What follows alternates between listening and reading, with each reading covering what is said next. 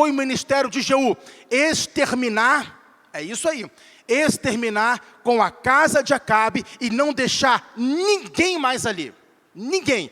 Quem não saísse pela morte, ele teria tirado ali. Não poderia ficar mais nenhum adepto de Baal ali.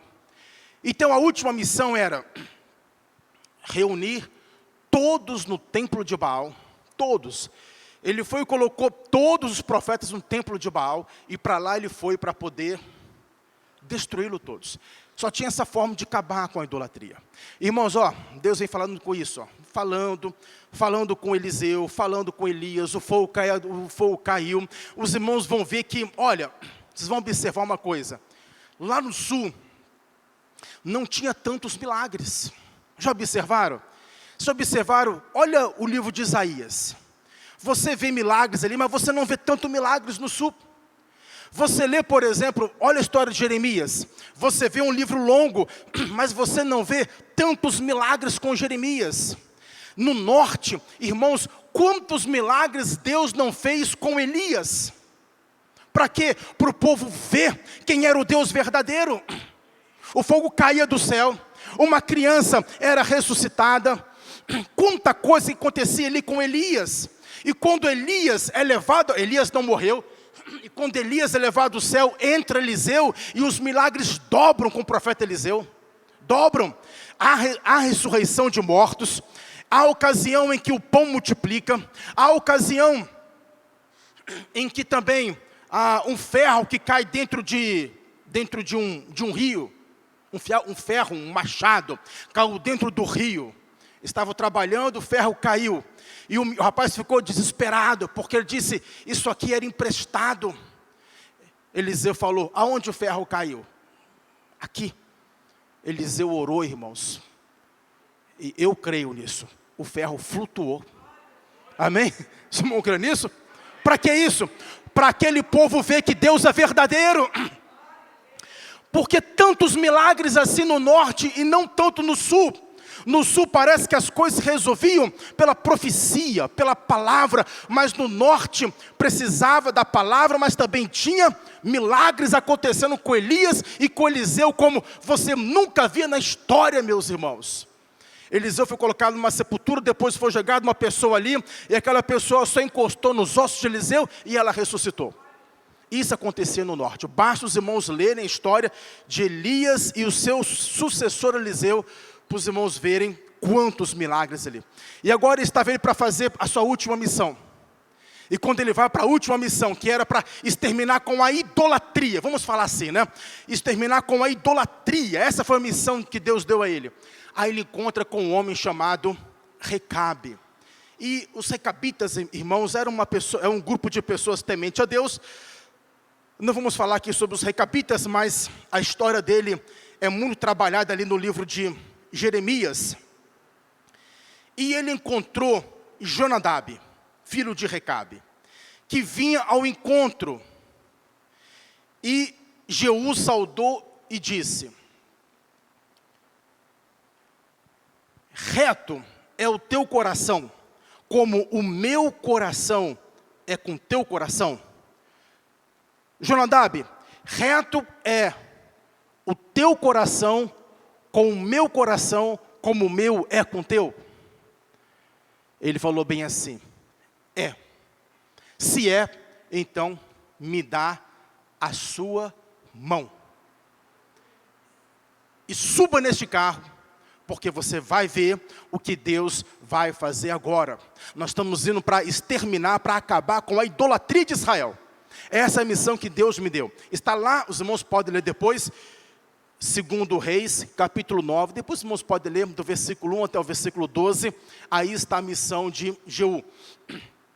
Era só essa, era acabar com a idolatria.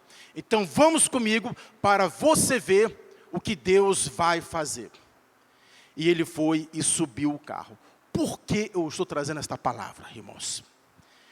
Hoje, muitas pessoas mandaram mensagens para mim. Hoje é o dia do pastor. Muitas pessoas. Daqui e também de outros lugares. E pessoas que eram daqui, né? que não estão mais. E eu penso que os irmãos também devem ter visto hoje aí nas redes sociais diversas mensagens. E eu pensei nesta palavra aqui hoje. Eu brinquei com algumas pessoas, né? Eu brinquei assim, vou fazer um pedido hoje na igreja. Não vou falar o que é. Eu brinquei com algumas pessoas, o Nath estava ali e com mais alguns.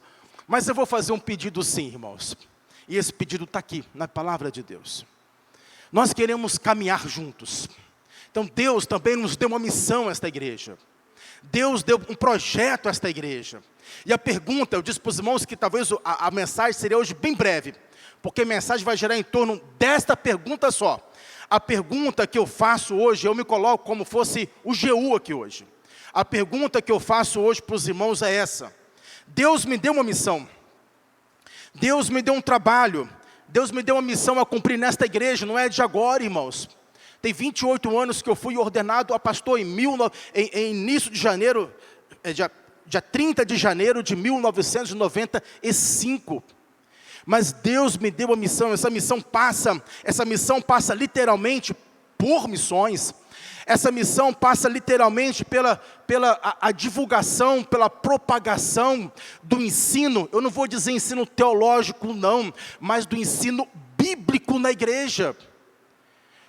Tenho lutado, irmãos, dentro da nossa Assembleia de Deus para trazer o ensino teológico. É triste quando a gente tem de formar, a gente vê seminários, né? Assim, fechando as suas portas. Quando a gente vê escolas, a Assembleia de Deus tinha lá em Pindamonhangaba o seu principal, lá em São Paulo, o seu principal seminário que formava pastores. E se você olha a geração, vamos supor, a geração passada, ou há 2 gerações atrás, foi um seminário formado que veio aqui para o Brasil, por pastores americanos, estabeleceu lá em Pindamonhangaba, ali próximo a Campo Jordão, um seminário das Assembleias de Deus, e todos esses pastores que estão hoje aí na casa dos 80 anos, dos 90 anos, ou 100 anos, pastor Jaime, não sei se estudou em Pinda, pastor?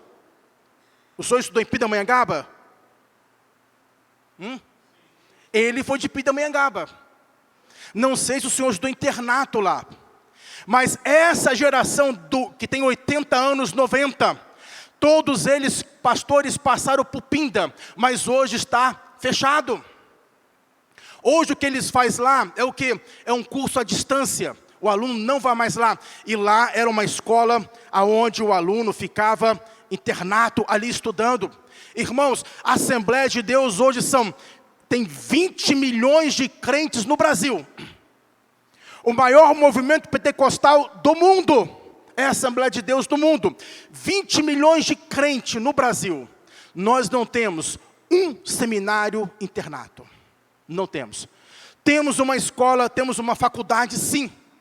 Lá no Rio de Janeiro, Bairro da Penha, que é a FAECAD. É uma faculdade, mas infelizmente, uma faculdade que está aliançado com o liberalismo. Uma faculdade cujos professores, na grande maioria, se não 100%, todos eles têm a sua formação pela PUC do Rio de Janeiro. Nada contra isso, meus irmãos, mas uma pessoa que se forma pela PUC, na minha opinião, não está apta para ensinar teologia, ensinar formação espiritual para futuros obreiros. Ele pode seguir outro caminho, mas para ensinar, eu não vou dizer teologia, para ensinar Antigo Testamento, Novo Testamento, precisa de passar por uma escola conservadora, que preza pelas Escrituras, e nós não temos isto na Assembleia de Deus, meus irmãos.